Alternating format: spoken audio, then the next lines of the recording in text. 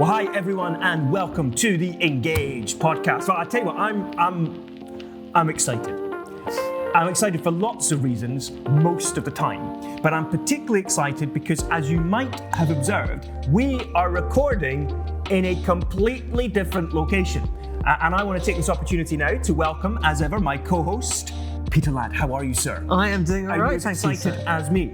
I am, but I also feel slightly disconcerted because we are sat the opposite way round to normal. Yeah. Swap. I'm serious. I'm serious. I'm not sitting on the opposite side. No, back, right, swap. It's like, instead of like when you go to bed at night and you and your wife are on the wrong side when you go to a hotel. Do you know what? That is so much better.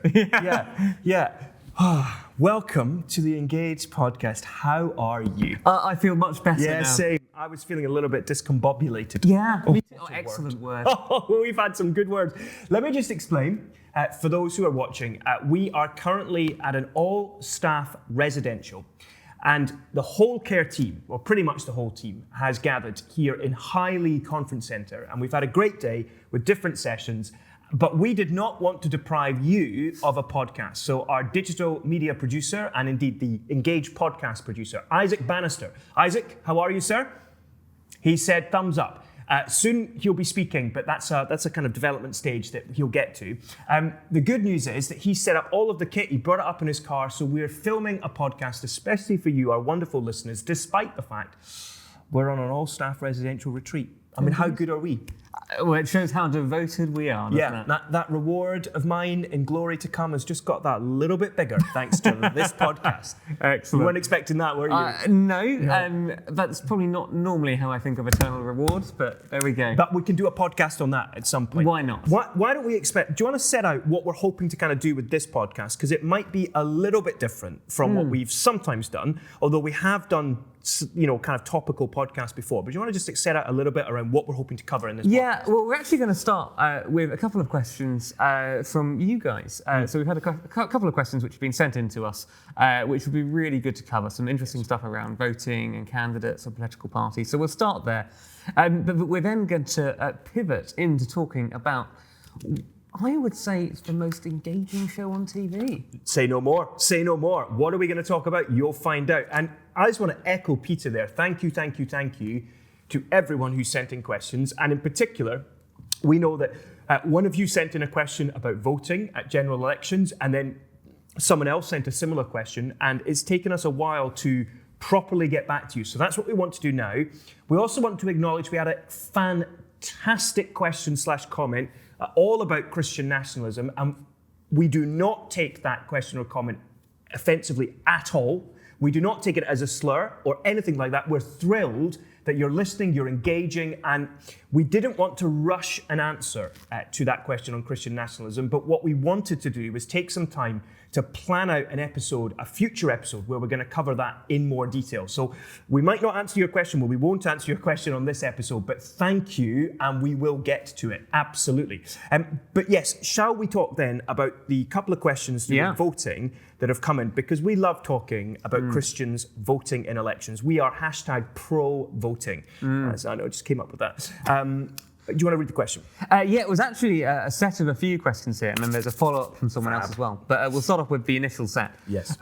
So this person asks, as Christians, are we always called to vote? How should we respond when none of the options seem to reflect our values? And what do we do when a candidate's policies align with our beliefs, but their personal character makes us uneasy about offering support? I guess there's a few things in that. So why don't we sort of take it one at a time? Sure. As Christians, are we always called to vote? James Mildred, what do you think? Goodness. I mean, and in one sense, there's the easy answer, which is to say, yes, because it's a great way to engage in the democratic process and so on. But I would be hesitant about being overly definitive about saying, yes, we are always called to vote. Because, for example, I think during different periods in history, there have been votes that I think are very, very clearly undemocratic, that are just a rubber stamping exercise of what the dictator of the day has decided to do. So I'm thinking of all the way back, for example, different plebiscites in Nazi Germany, which were purely about ratifying the authority of the Nazi party. And I would be nervous about saying in those instances that a Christian must vote. And I also would add to that there is a very, very important biblical principle. I cannot bind the conscience of my fellow believer. So I would say that as a Christian, I would need to have a very good reason not to vote. And the norm, the general disposition that I should have is to engage, and voting is such a crucial way that we do that. And we can certainly get into the follow-on questions around what that looks like when we disagree, etc. But that would be sort of where I land, which is I would stop short of saying that we should always vote. I would say that we should mostly vote, but you should consider context and you should consider conscience. Very good. It's not bad. Not Very bad. good. Maybe I should work in comms. I would agree with everything you've said there. It's always a nerve-wracking moment.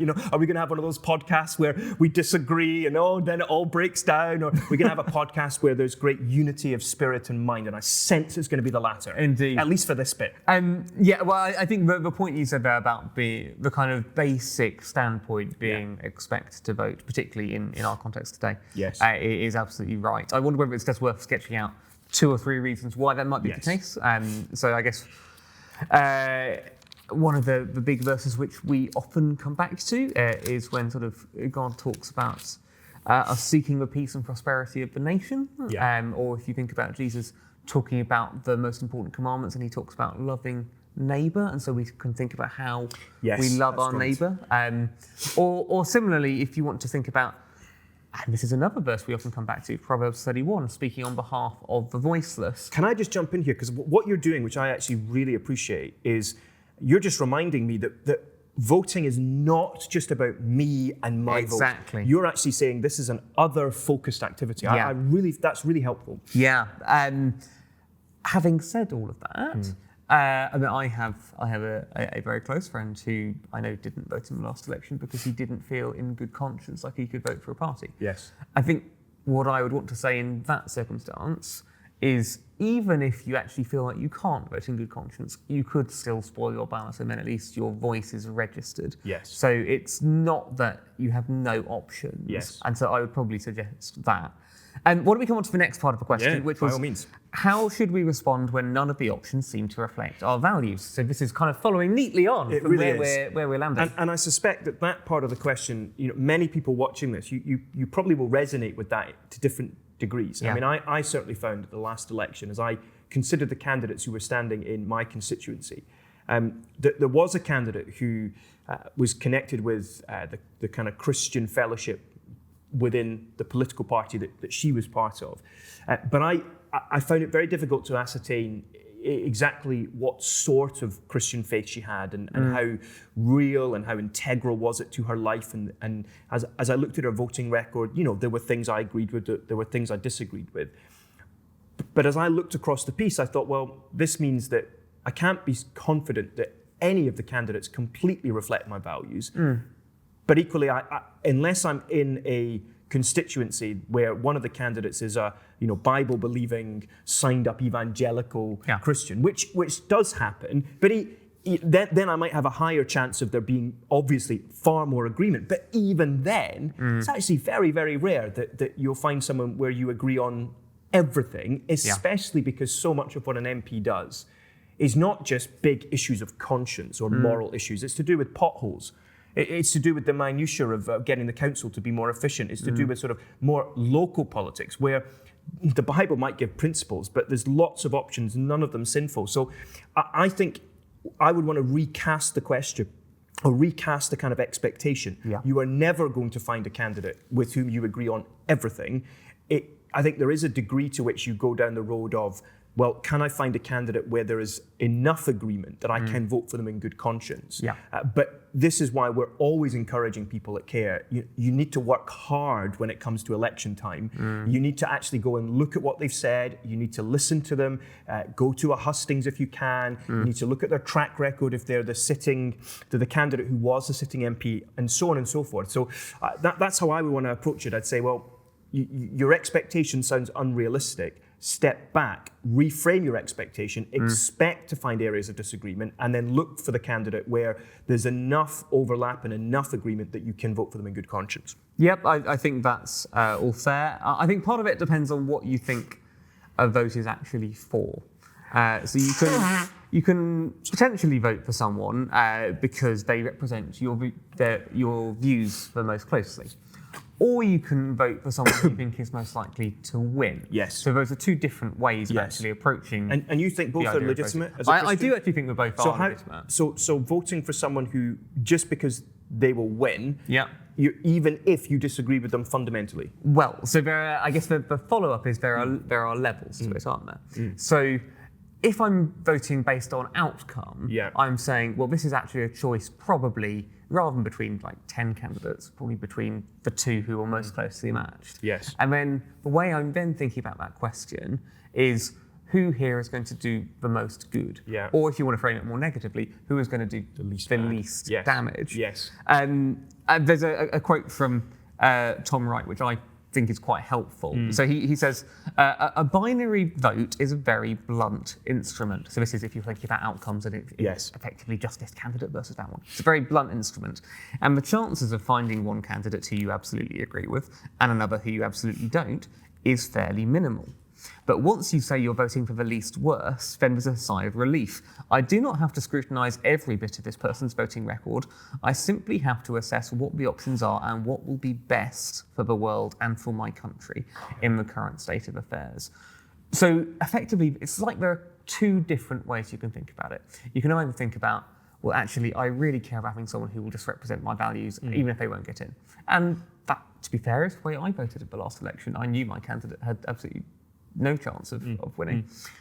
Or I think you can say, well, it's going to be either this candidate or this one, and what will do the most good for our society. And there's a degree to which I think, you can be pragmatic. Yeah. And I think that's okay. Principled pragmatism is not a sinful kind of action or heart motive. And actually, when it comes to politics, pragmatism is so important. If you want to be effective in political advocacy, there needs to always be, in terms of the tactics you deploy, a degree of pragmatism. And a good example would be the abortion issue, where you can hold as a conviction an absolutist position, but in terms of what that might look like in worked out advocacy, it might look a lot more pragmatic in a current context where it's so difficult to see how can we get progress. And I don't have a problem with that. I don't think that is inconsistent with biblical teaching or principles.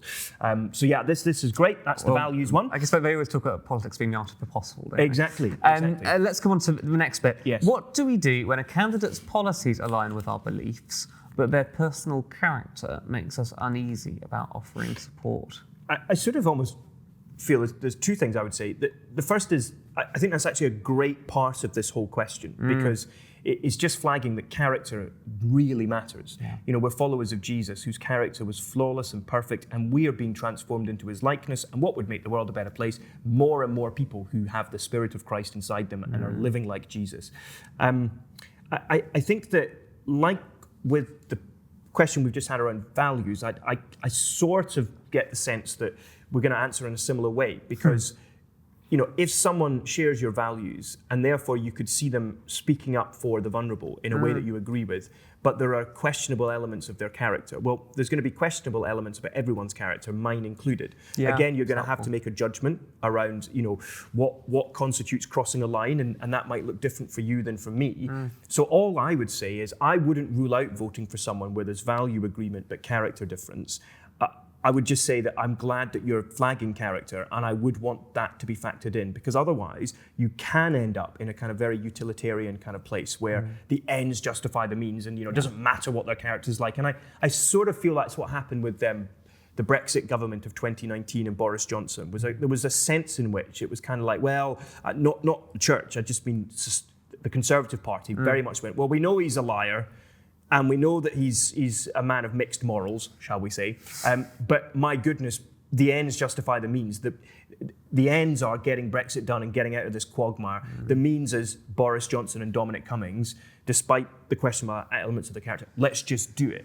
And that's always struck me as, I think, a very difficult thing to justify from a Christian perspective. And so I would say that, yes, you can vote for someone where there's agreement over values because you trust that despite their many character flaws, that God in his grace will overrule and they may still be able to do some good. So yeah, that would be how I would think about it. I think one of the things I would just say is there is not one perfect formula for voting. Yes, and that should be coming across loud and clear. Right? Yeah. And as you say, we would expect with any human being and indeed any political party or manifesto, any human being is made in the image of God and is therefore is capable of really good things. Yes. Any human being is flawed and sinful, and we would expect them to fall short in all sorts of ways. And on some of that, it might be around policy. On some of it might be around character. There is not one clear way through that quagmire. And again, biblically, God using Nebuchadnezzar to actually be an instrument of justice, God using Cyrus to be an instrument of deliverance, actually arguably God raising up Pharaoh and actually through the signs that were done, demonstrating his glory, the whole idea of God actually overruling and using very, very, very kind of disreputable characters, and that's putting it mildly, does not prevent our God from still accomplishing through them his many, many purposes. And so that always gives me hope as well, that I might have real concerns about their character, but God can still use them to do good. But I also liked what you said there about the dangers of this as well, because I think sometimes people are a bit naive. So to use Boris as an example, purely because you've already mentioned him, I think it's naive to assume that when someone has got a dubious relationship with the truth before, that will just suddenly stop existing afterwards. Yes. Like if you vote someone with your eyes wide open, knowing what they're like, they're not going to suddenly change. No. And so it's a trade-off, isn't it? Like if their character has some negative elements to it, you've got to expect that those will remain the case when they are in power too. And I think that, just another kind of phrase that I found helpful, which I think Dr. Martin Lloyd-Jones used quite a lot when he was preaching at Westminster Chapel. Even the best of men are but men at best. Yeah. And I think, I'm actually just preparing a sermon on Isaiah 39 for a coming Sunday. And it's a very odd chapter. It's the one where Hezekiah receives envoys from Babylon and he shows them everything. And then Isaiah goes to him, and who are they and where are they from? Oh, they're from Babylon. What did you show them? Everything in my palace. And Isaiah says, well, actually, it's all going to be taken off in future generations. And Hezekiah goes, oh, that word of the Lord you've spoken is good, because he's thinking, well, it's not going to impact me. And there's a fascinating bit in 2 Chronicles, I think it's 32, which is the same account, but where it's, I think, much clearer in that text that this is not a good reaction from Hezekiah. And that comes in Isaiah anyway, and Chronicles. It comes right after he's just prayed so powerfully for healing and so humbly, and where God has granted healing, and then he prays so brilliantly about the pressure from Sennacherib and the Assyrians, and God grants this amazing deliverance. And it just is that reminder that even the very best of men, Hezekiah, can fall and can have moments where they become very worldly. And if that's true for a believer, I would argue how much more true is that for someone who's of the world. Yeah, and actually just sort of following on from that, I think the final thing I would say on that particular question is I think there can be real concern sometimes around the policy positions a candidate takes. Are they genuinely principled policy positions? Yes. Or are they essentially populist policy positions? Are they? Is this a position which someone has consistently held because they genuinely believe it? And I have a lot of time for that, even if I disagree with the position. Or is it something where they thought, I know what will make me popular with a certain audience? Yes. And so, to give again a more current example, someone like Rob Jenrick within the Conservative Party comes across to me as he's playing quite a populist sort of game. Yes. Where he suddenly left the Sunak government, having previously been a Sunak supporter. Yes. Having had this amazing enlightenment moment, we need to kind of massively reduce the immigration numbers, and then he's been almost kind of portraying himself as a leader in waiting within the Conservative Party. And from the outside, it just looks like, well, you didn't think this before. Is this not just to kind of get you into power? And I think, again, I think that there is a lot of naivety. And I think, for example, some of the adulation from some Christians around reform and around Nigel Farage. Yeah. And I think what's really interesting is, on the one hand, when you are a popularist campaigner who has no real prospect of gaining real power, I think that you can afford to actually be more honest and say what you think about things. But all of a sudden, when you become leader of the poll, the biggest, the party ahead in the polls, and there's suddenly the expectation management piece becomes so much more difficult because people are talking about you as a future prime minister. And you suddenly start looking at things very differently. And that element of sort of flip-flopping of, like, on the one hand, they say this one week, and the next week they suddenly change their fiscal policy, and they have to respond because the Tories have come out and said this, and so they change and they shift. And figuring out how much of that is just politics, and that's just how it works, it's the cut, it's the thrust, or how much of it is an absence of conviction, an absence of principle, and power, and getting power becomes the end that justifies just about any means to get there. And you could say the same with Robert Jenrick, I think. That is something as Christians that we should be very wary of and very, very careful about. Great. There was one follow-up question from someone else who, and this is a really interesting question, I think. So they ask, can we complain about any party if we haven't contributed to trying to get the lesser of the evils into power?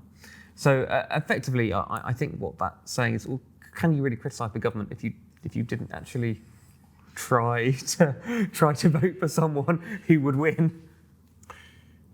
Yes, that's an interesting question, isn't it? So again, let me see if I can understand you. So you think that what they're getting at is, if you... So you voted on principle rather than on outcome? Yes. Do you still have a right to criticise the government when you weren't really kind of voting to keep them out of power anyway? I'm with you. Okay, so in which case, it's almost like it's from your perspective, an unintended consequence of your action, is you've actually contributed to the government. And well, look, I mean, as a Christian, as a follower of Jesus, I think that I have a divine right to scrutinise what any government is doing. Yeah, I would say the same. And just because I voted in a way that may well have helped them get into power, one vote, even if it's a close win, you have to be a little bit careful about giving too much weight to that one vote because of the way our parliamentary system works. But equally, even if my vote was the casting vote, and it all rested on that decision, I would still say that if a government is committing and passing legislation or bringing in legislation that is clearly contrary to the word of God, I absolutely have a prophetic role to play, as does the congregation I belong to, or denomination I belong to, in calling it out and saying, this is the way, walk in it. So I don't think, however I voted, delegitimizes my right with wisdom and humility to scrutinize and to call out wrong things that the government does. Yeah, I agree with that. I think a couple of other reflections on the question, but the first is sort of about the use of the word complaining, because yes, I mean, this isn't looking to criticise the person behind the question, because it's a really valid thought.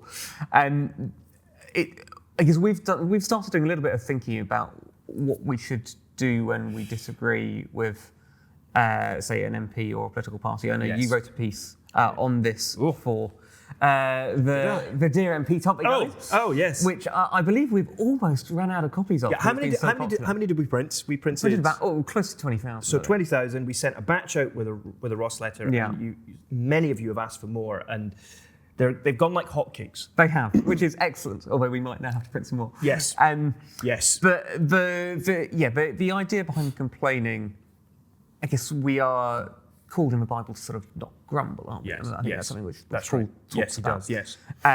Now that doesn't mean that we can't criticise, but I guess the tone with which we do that, and also the balance in which we do that, is a different question. So I think we do want to recognise certain things, like disagreement is inevitable. I think we sometimes want to recognise actually, it's not that I'm necessarily the personal expert on every issue, and there's an element of humility I need to have as well. I think we want to recognise that a government can do good things rather than only ever thinking about the negative things. Yes.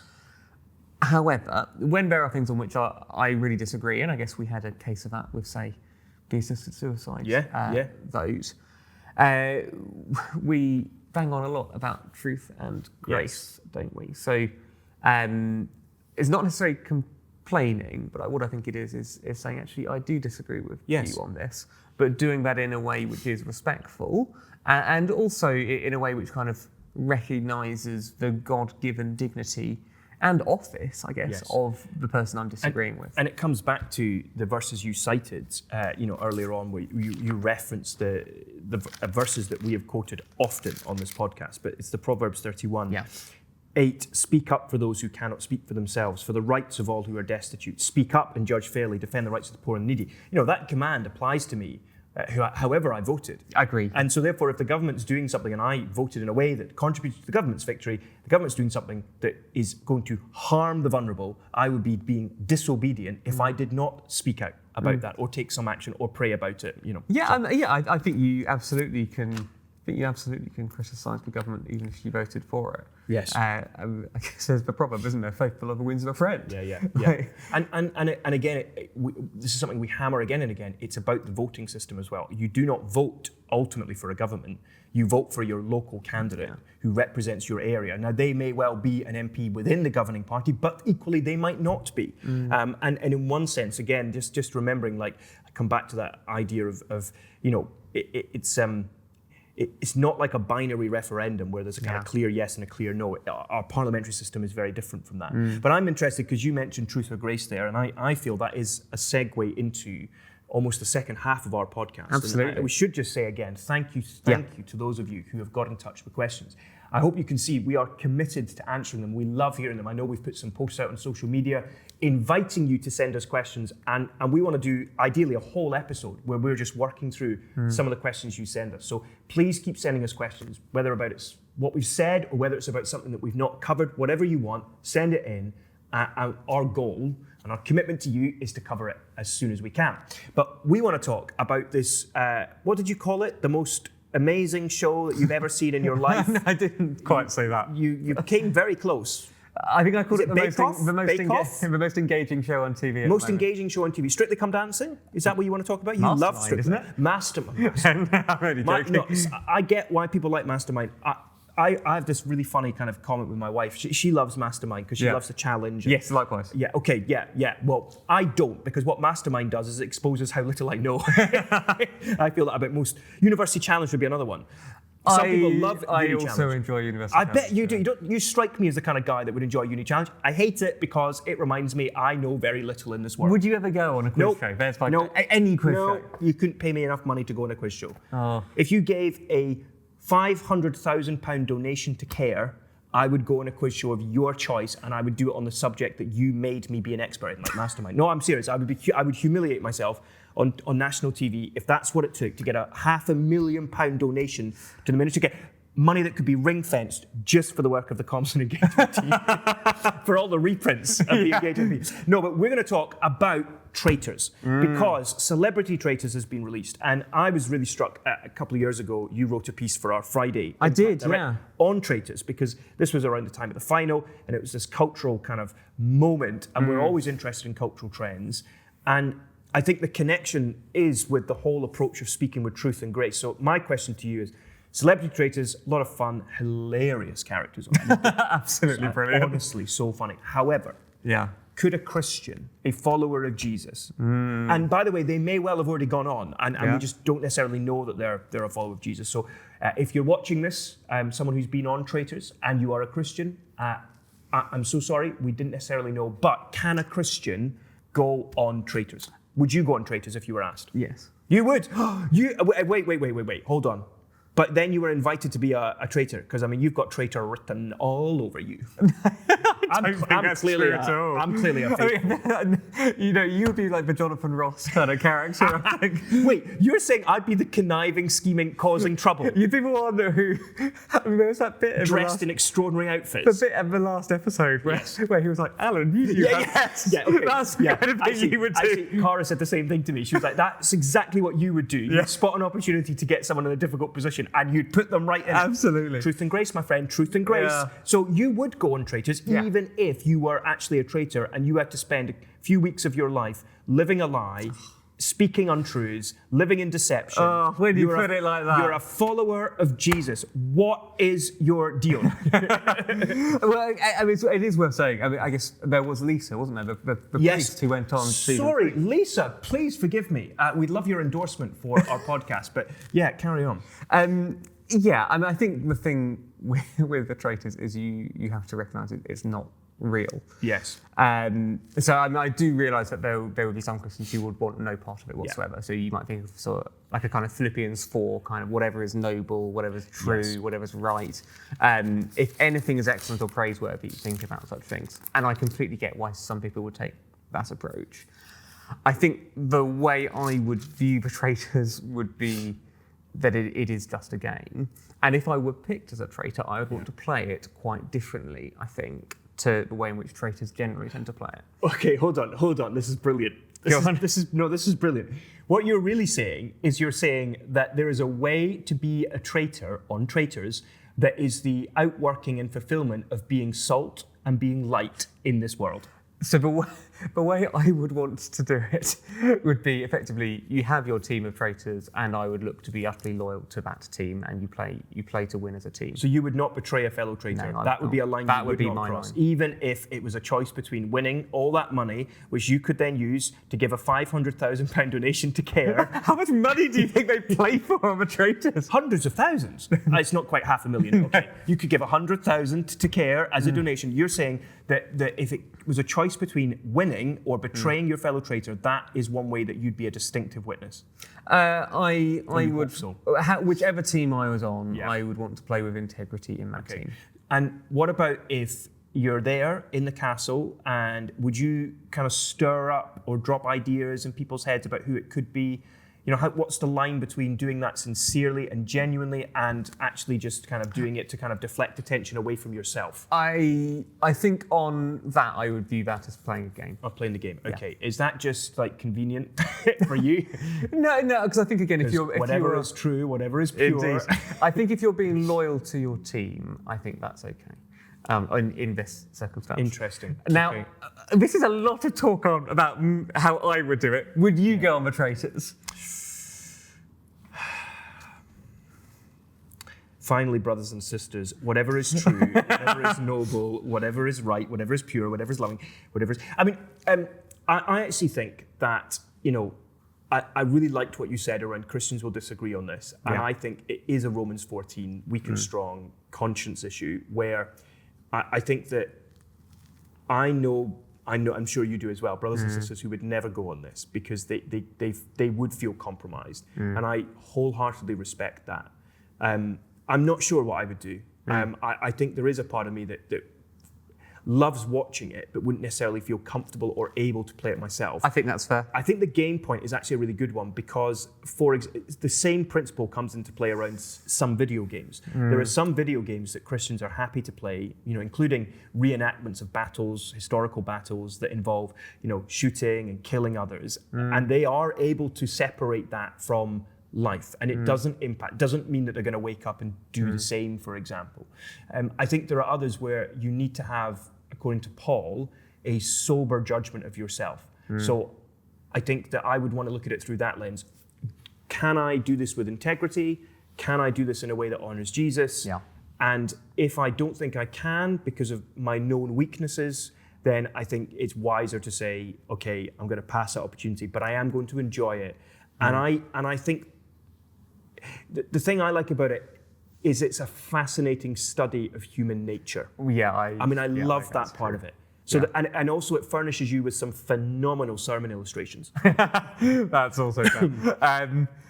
I guess the thing with it, why I sort of would personally be okay, is everyone goes into it knowing the way it works. Okay. So I think that is the distinction between it and real life. Is you go in knowing 3 or 4 of you are going to be picked to be lying to the others. And it is. That's just the game. Yeah, and so therefore you can't be blindsided by it. And so it's a bit like, I mean, have you ever done like a murder mystery evening with anyone? Yeah, I have actually. Yeah.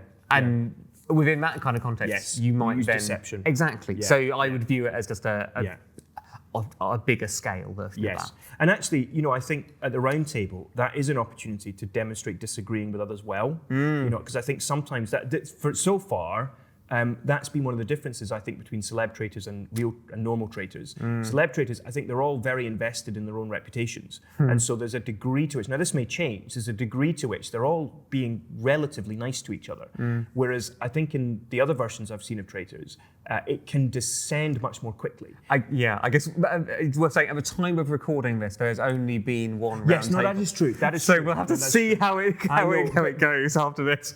But you know what I mean? Like, I think one of the things anyway, so thinking about truth and grace. Yes. Because that was kind of one of the links that we kind of made. I suppose, what do you think we learn from the traitors, our fascination with the traitors, and the fact that it is just a game, and how do you think truth and grace connects with that game?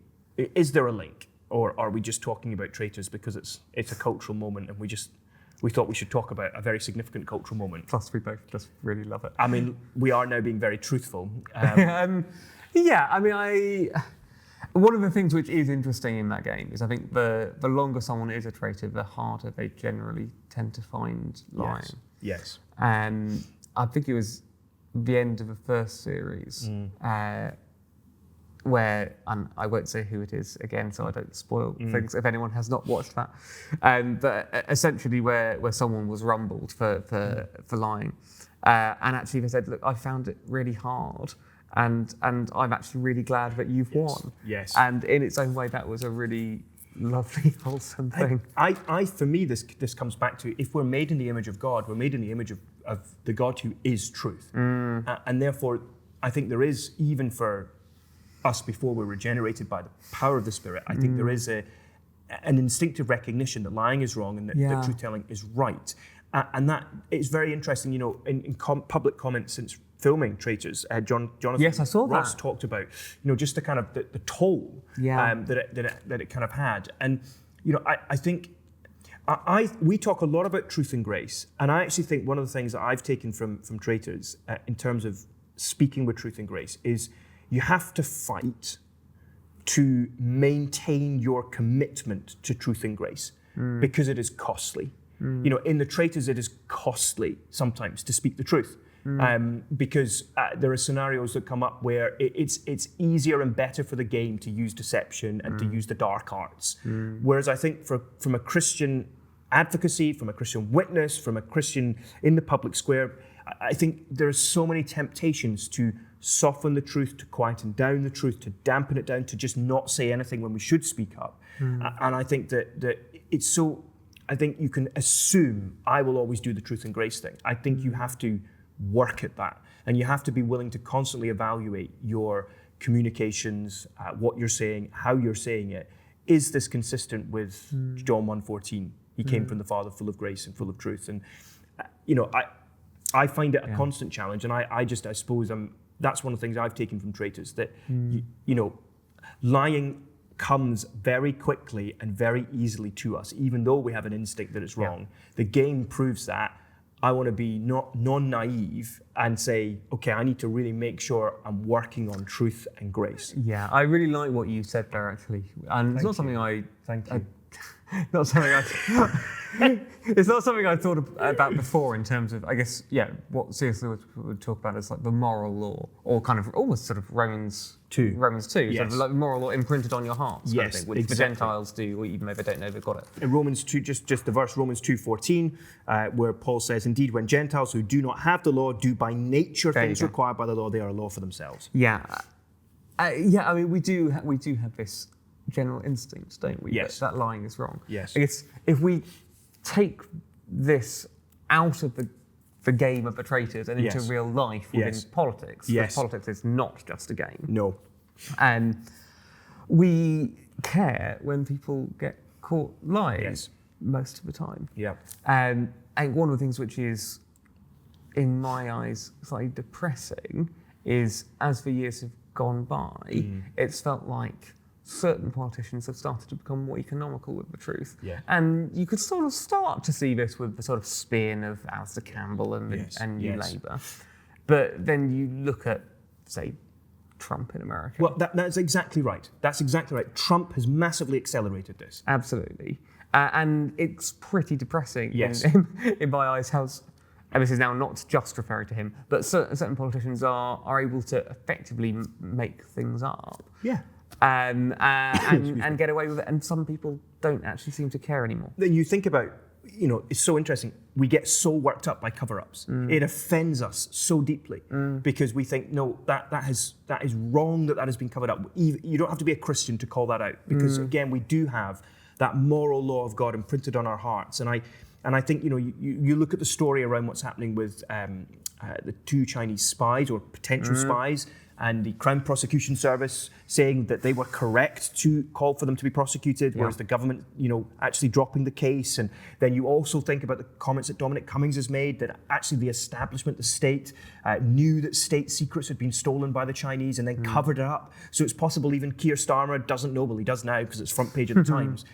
There's something I think that really offends us about that because of the moral law on our hearts. And that is so helpful. But again, I come back to, while that is there, and while I'm a Christian who has the Spirit within me, I think truth and grace requires a lot of work because you can be all truth and no grace, or you can be all grace and no truth. And Jesus is that wonderful blend and mixing of the two. And, as someone said actually on our residential, he was total truth and total grace. And that's a challenge to me. So what do we think living with truth and grace actually looks like? Yeah. So I guess we've talked a little bit already about disagreeing with politicians. Yes. But sometimes we see things which make us genuinely quite angry, don't Yes. we? So what does it look like to speak to someone with truth and grace when you really disagree with them?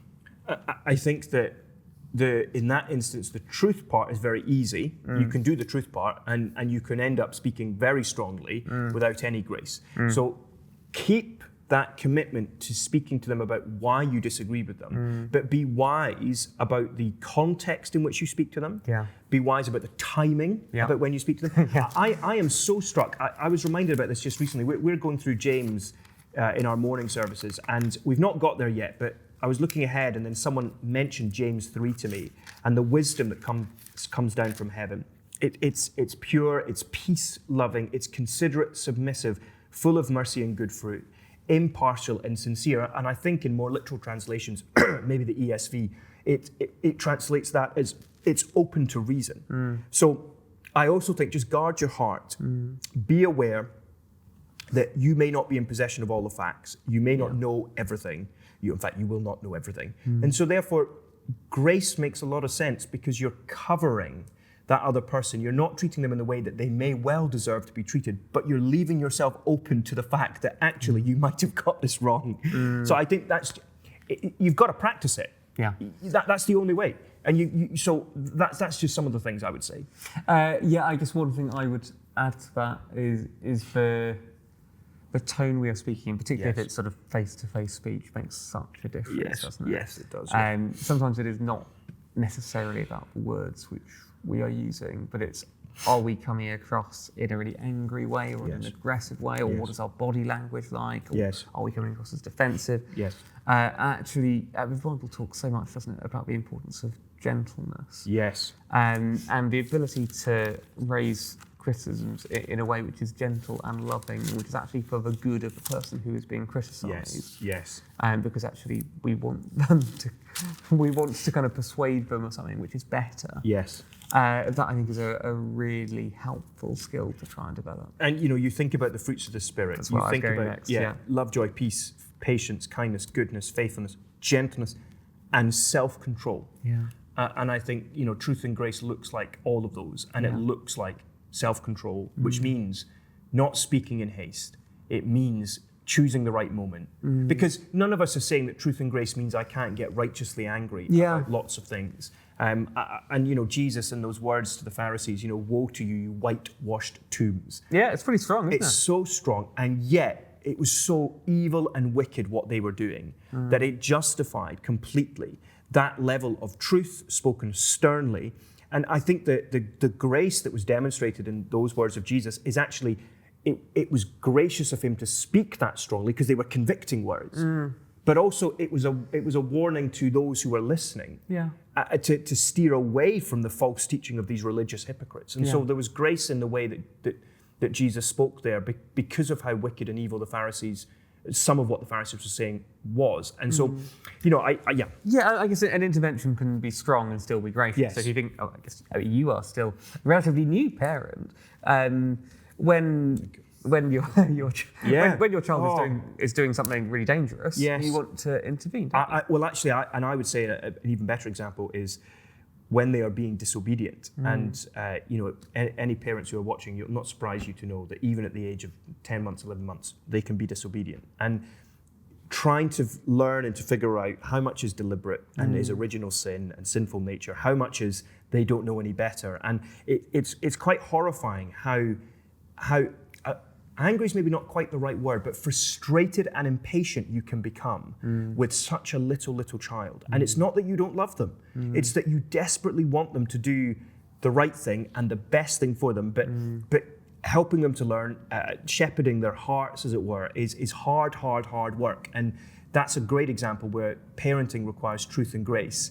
And it's very, very easy to do the truth bit. It's much harder to model the gospel to them by going, I've done this with Azura. I've said to her, even though she can't understand, but I'm trying to get in the habit of saying to her, when I know I've got it wrong with her, saying, I'm really sorry. Yeah. I got that completely wrong. And it might look and sound silly, but I don't think it is. I think I'm trying to model the gospel to her. I will fail, but I should try, and with God's grace, that hopefully will help her see this is what grace looks like. This is what it feels like to be loved with truth and grace. Yeah.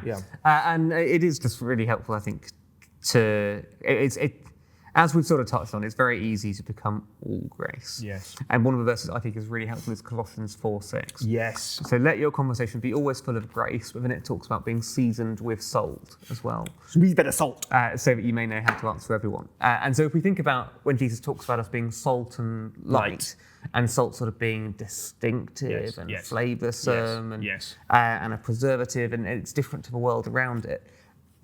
Being full of grace does not mean that we lose our Christian distinctiveness. No, that's right. So we do want to speak God's word to others, but the way we are doing that is not speaking down to others, and it's not shouting at them. It is speaking to them as another human being who is made in the image of God. And that's really helpful. We are going to, at some point, do a full episode on Christian nationalism. But I do think, I'll just say this now, I do think that this is an area where I have a lot of questions about some elements of Christian nationalism. Yeah. There's a conversation that needs to be had around what they are saying, and a theological debate that is necessary and good, and hopefully in a degree of iron sharpening iron can take place. But where I think there is a sharper divide that is starker and clearer is it's not all in what they say, it's in how they say it, and how they come across, and how they think Christians can and should come across. And I struggle so much with it, because what I don't hear always and what I don't see always is a clear commitment to truth and grace, and an emphasis on that. It's almost like it's assumed that we're doing that.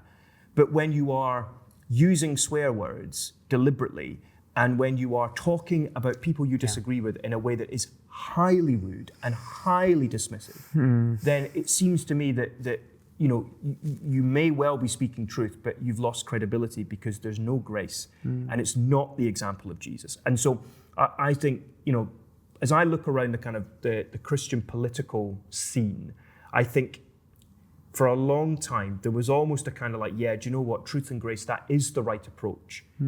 But I increasingly see this pressure coming on it, this idea that, maybe that worked 20 years ago, but we're in a different context now, it doesn't work anymore. And I would plant my flag right now and say, actually, this isn't a question of context or a question of culture. This is something that transcends that. This is the Christian way to engage politically, truth and grace. And we need to figure out better what that means. Yeah, I think actually following up from that, I would say the Christian life is about becoming more like Jesus, more than it is achieving certain outcomes in the world around us.